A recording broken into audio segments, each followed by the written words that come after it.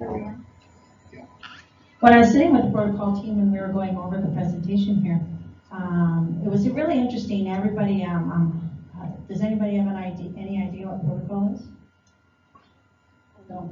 Yeah, only because, well, I'm going to tell you that's kind of where we were all when we were doing it. And protocol, Scott will fill in here, but it probably was under about 3 different functional areas.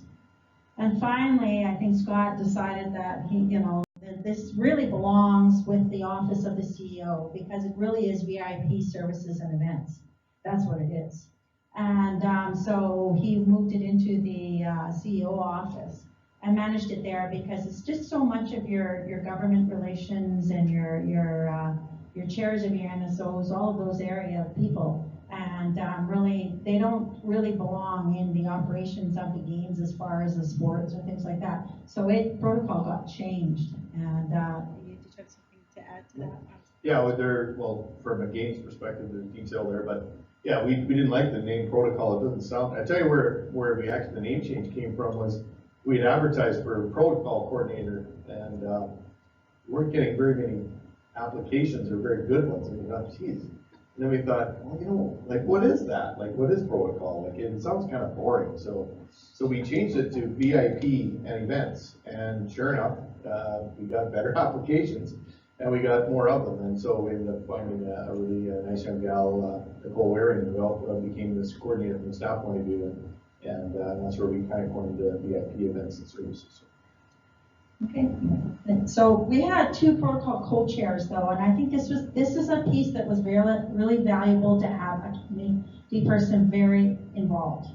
So we had 2 long-term community people involved as chairs, Tiki Downer and Jan Brzezinski, and they have both of them themselves operated numerous events in our community. But so they recognize the importance of VIPs and what you have to do for VIPs. And then another piece that they really recognized is that the VIP events is the first face of the community, of everybody's what they see of the community.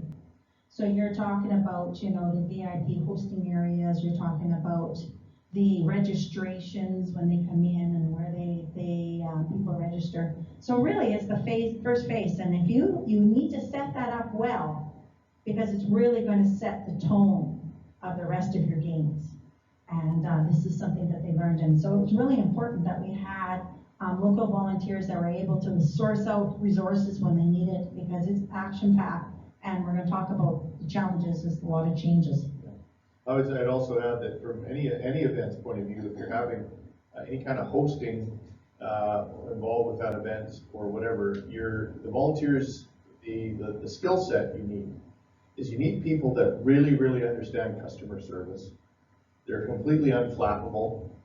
I'm going to tell you, they're probably a little bit older, and the reason why is because they're just more experienced, and they know that they'll come together. Don't worry about it. Don't get all flustered. Because you're going to have a tremendous amount of pressure. At a Canada Games, you have a tremendous amount of pressure in this area. There's a lot of things happening, and most of it happens at the front end of the games, and then it sort of phases as it goes. But I think having the kind of people in this area, if you have any kind of event, doesn't matter, is people that have experience with that and have done events and have really good customer service skills, can really be social and outgoing, good planners, all that kind of stuff, because it's a challenge. Whether you have staff or not, it doesn't matter. You need that in your volunteers.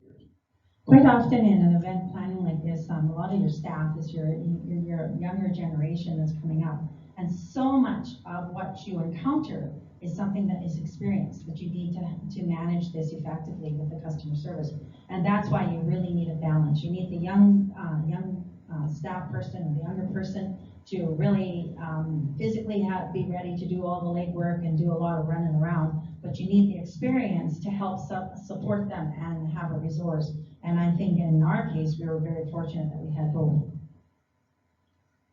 So I guess our top 5 learnings is that, of course, communication is a key to everything. And if you don't have communication, whether it's communication between the staff and the volunteer, whether it's communication between the CEO's office and this functional area, if you don't communicate, then things are going to go sideways. But then you have an addition piece of communication for VIP services. You are probably going to communicate with every assistant of every political party and person that is going to attend your event. And let me tell you, there are a lot of changes that can happen through that.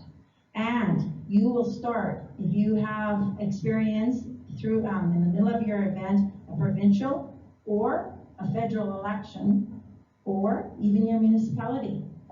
The planning that you were doing with the initial parties can change in a flip of a coin. So you have to be ready for those kind of changes to occur. So communication is really vital. Volunteer staff equality. In this case, I think that is really important. One of the reasons why is as I had stated, you need the staff that's got the energy and the enthusiasm, and you need the volunteers that's got the resources. Many times in this area, you're going to have to seek out resources and within your community to be able to deliver some of your deliverables for that. And whether that's going to be flowers, whether that's going to be a tailor that needs to help one of your VIPs, you need to have. So it's really important that we have this division of labor is equal, and everybody feels that they're contributing to the end cause. Flexibility, as I said, you're really going to have to be flexible. We sent our VIP invitations out over 6 months ahead of time, right, Scott? We were still trying to get the RSVPs the week before. And sometimes when we got the RSVPs, 2 people were invited, but 10 were coming. That's your flexibility that you have to have. Other times, they have responded that 6 are coming and nobody shows up. And that's a reality. So you have to be on top of it all the time. It also makes it difficult when you're planning. We did a first time happening in the games.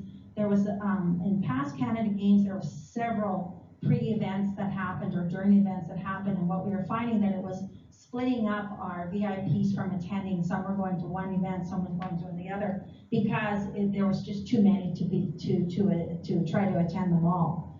And you weren't getting your messaging across. So we combined many of those pre-events into one event at the beginning of the games, and it was kind of like your welcome to the games. It was Canada Games has they do a Canada Games alumni Hall of Honor. That they do that, and we found that was not really having the opportunity to eliminate the recipients of those Hall of Honors. And so we combined all of that into one gala event at the beginning. And I think that that was a really good move on our part. Yeah, I think the flexibility thing, I think the message is that VIPs are, in general, VIPs are high maintenance, poor communicators, really important. And not just to themselves, they're important people.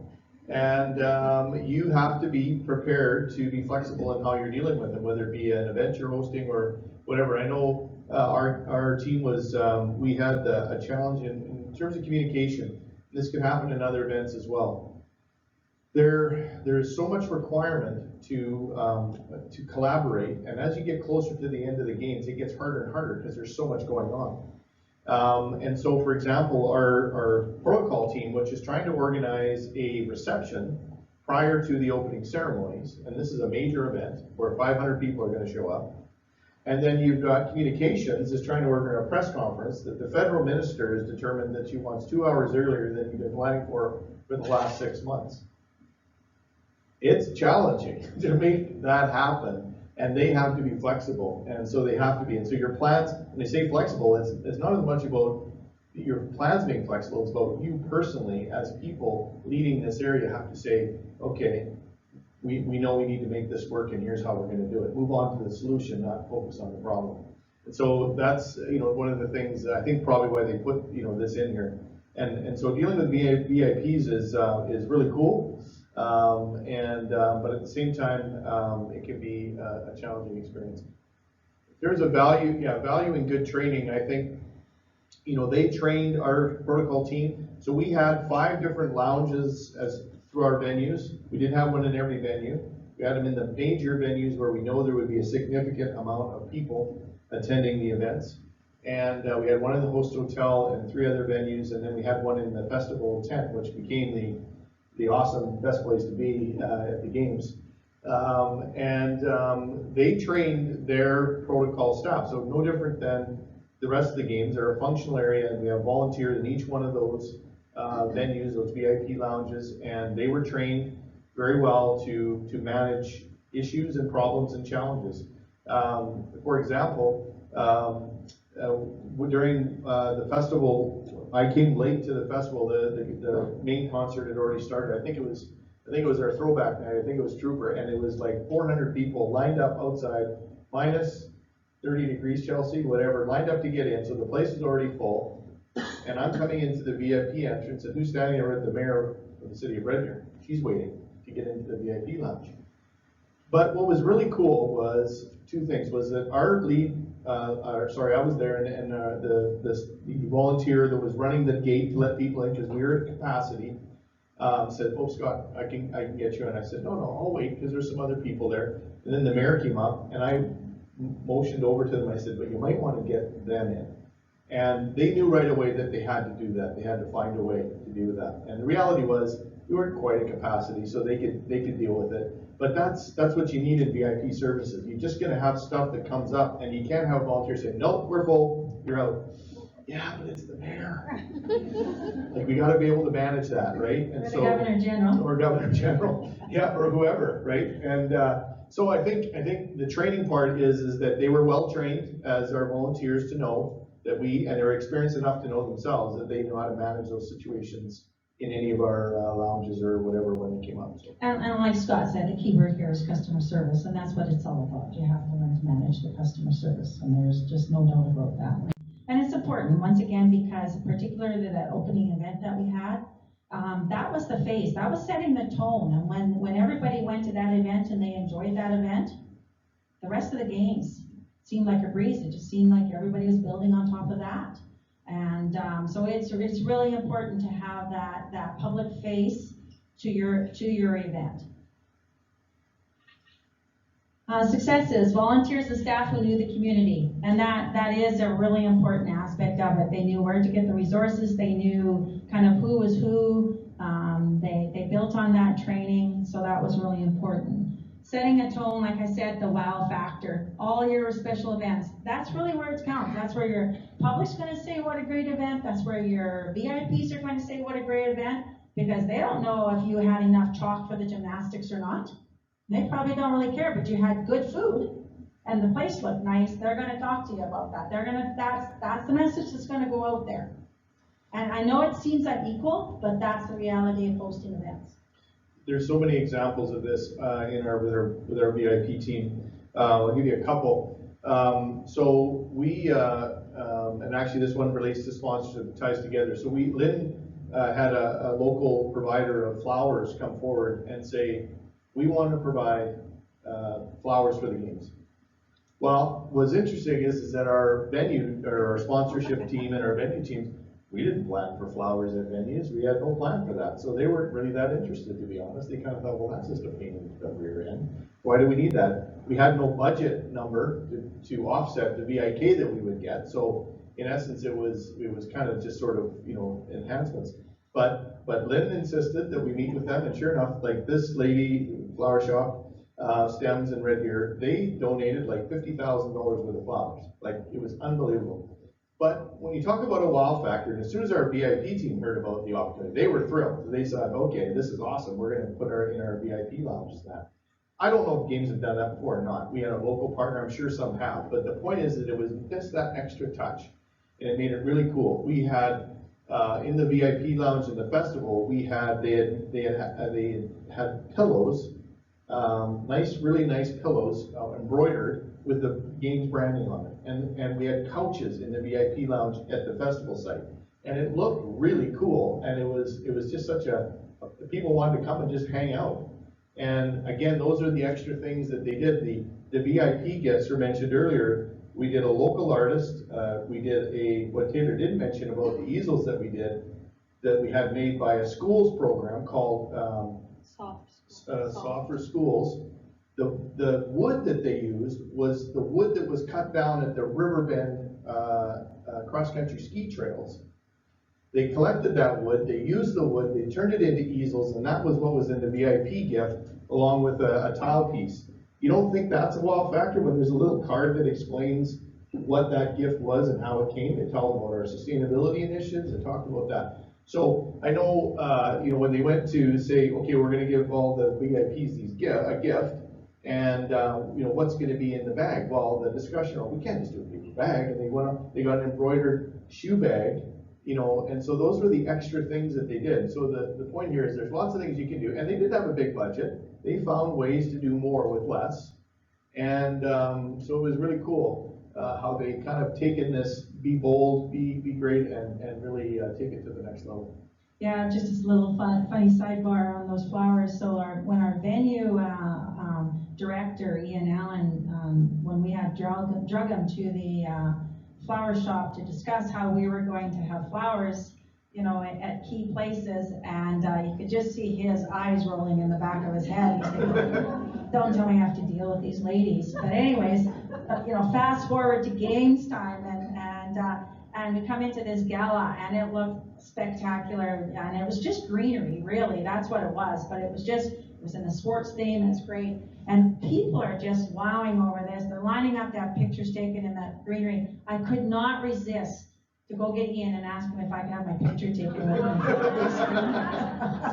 So, talk about you have to have a little fun, right? You gotta have a little fun. So, and in the end, Ian, who has done several events, finally admitted, begrudgingly, because he doesn't like me to be right, but begrudgingly that it did add a touch. So, but it just gives you an idea. You have to find a way to do some of these things, and it really will have an impact on your event. Yeah, knowledge about who can get a job done, that's really important. So please don't put somebody, when you're planning, think about when you're putting somebody in a VIP lounge, if it's going to be one of the busiest lounges going that you're anticipating. Don't put someone who's never done that before. Or pair them up with somebody that has done it before so they can learn. I was a big proponent of job shadowing and role modeling. Build your next generation of volunteers, but you can't just throw them into the job.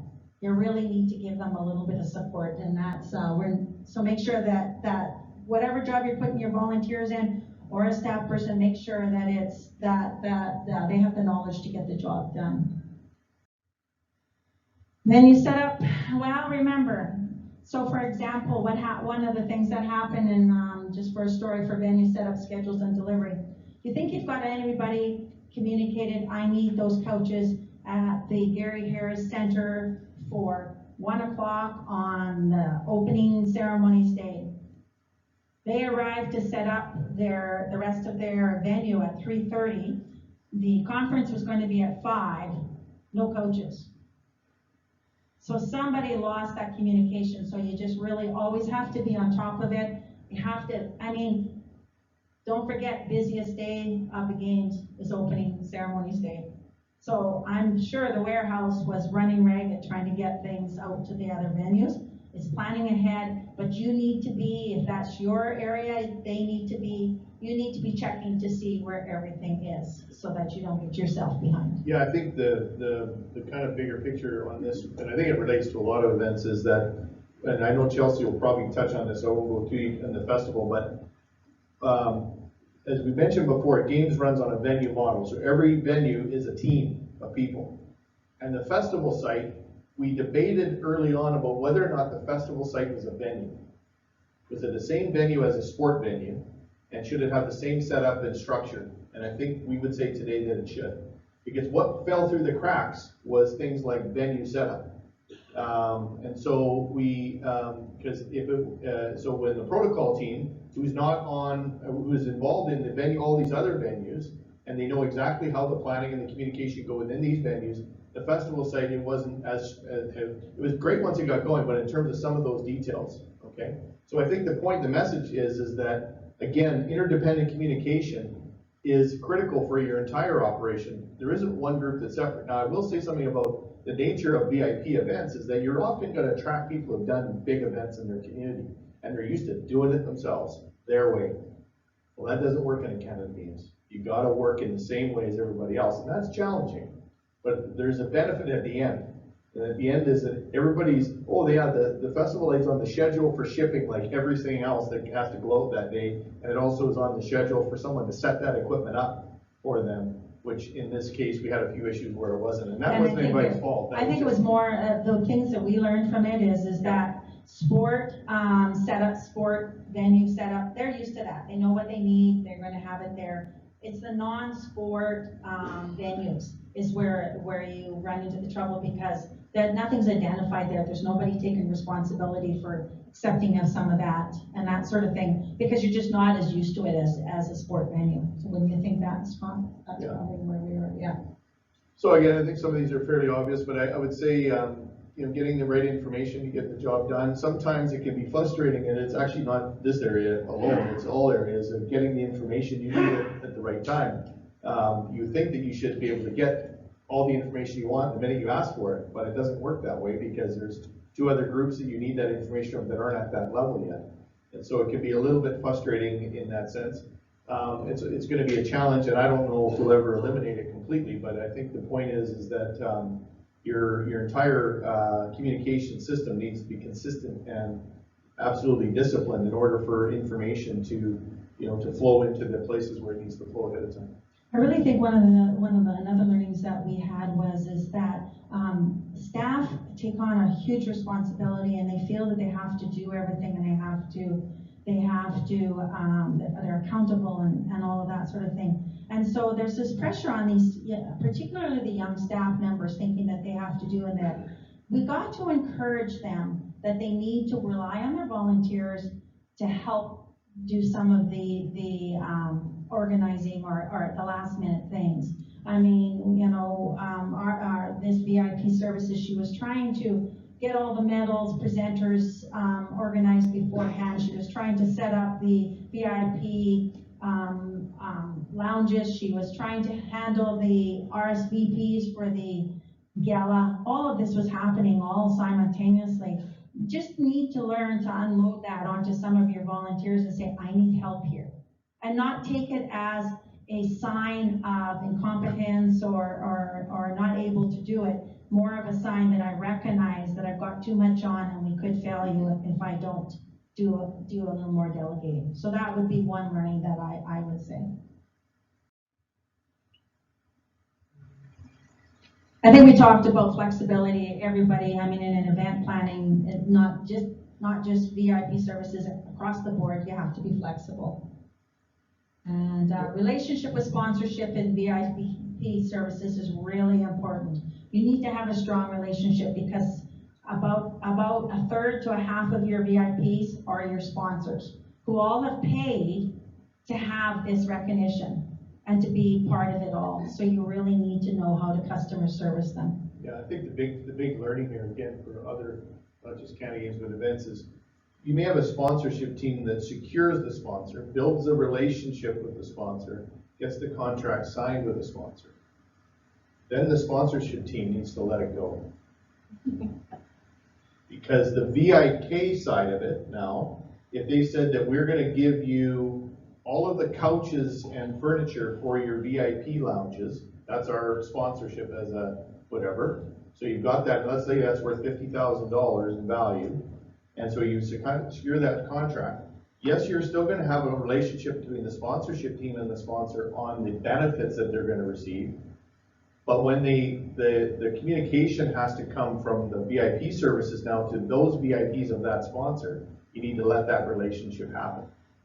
Otherwise, it's kind of going through all the time and it never gets there either accurately or correctly. And so we did have some challenges that it's somewhat natural. It's somewhat natural. So what the big thing is, you need to work together as a team on that, but you also need to understand that at points along the way, from a sponsorship point of view, you need to let those relationships, let the function that needs to take ownership of the furniture, such as the warehouse, which needs to get the furniture and then ship it out, needs to have that relationship with somebody on that sponsor group. So it's a communication thing, it's a relationship thing, but we learned that can be challenging on a few fronts, but that's okay, we learned a lot about that. And we had already talked that the operation model in non-sport events with venue lead staff is, it just needs to be adjusted a little bit. It's a little bit different than in the sporting event, sport venues. We're to do it again. Yeah. We're to do it again. Well, we would just improve with follow-up. And that's something that we learned, that we need just to do a little bit more follow-up. And that's a little bit more communication, as we had said. And to ask questions. Sometimes we didn't ask the right questions as the volunteer piece of it. We didn't ask the right questions, or we didn't ask enough questions because you don't want to feel that you're pressuring the staff person too much, or the staff person doesn't ask too much is trying to not ask too much of the volunteers. You know what? We're a team. We get in there, and if we all need to work together to make it happen. Develop better relationships. I think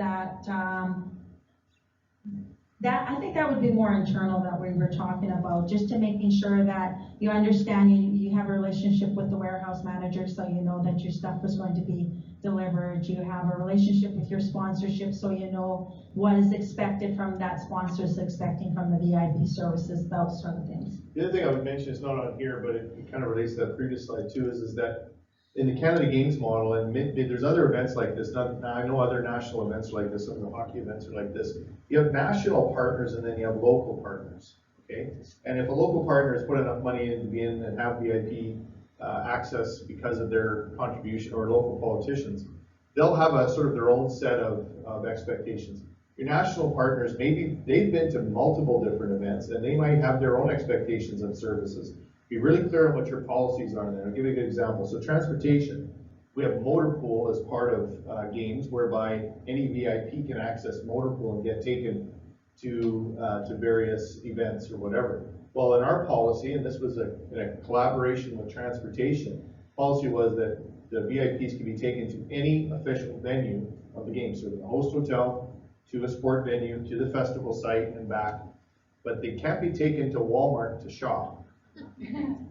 Now, that may sound like, well, yeah, no, that shouldn't be the case. But when it's a very important sponsor, and they expect that because that's the way it was in the last one, the problem we had was we really didn't know what the standard was, and so we kind of made our own, and then we realized it might be a bit of an issue. So these are the things that you kind of have to manage. You manage them, or you create a policy that's more flexible. But that more flexible policy increases the scope and cost, and sometimes, in some cases, the human resource required to manage that. So it's a learning. I think it's just something that you learn, and we might have either been more, if we were communicating with all these sponsors a little more directly, we would have told them that up front. It was in their VIP guide, but some of them, of course, don't read that. And so anyway, it was just interesting. Some of different them, levels. 90% 90% of them probably didn't. but they'll ask you what it is. So, but that's okay. That's what it's all about. You expect it, and that's where the customer service comes in. I like the last remark that Tiki and Jan put into their presentation here, is laugh more. And they sometimes felt that they were running around doing so much work that they didn't attend as many events as they should have, and they sometimes forgot to laugh. And they said that probably their most memorable moments are when they did take that deep breath and they were laughing. And that's what it's going to be all about. But VIP services, it's hard to manage, but let me tell you, it's the most rewarding in the end of it. Any questions? Okay, well, we're right on time. So we're going to welcome Chelsea up now. And Chelsea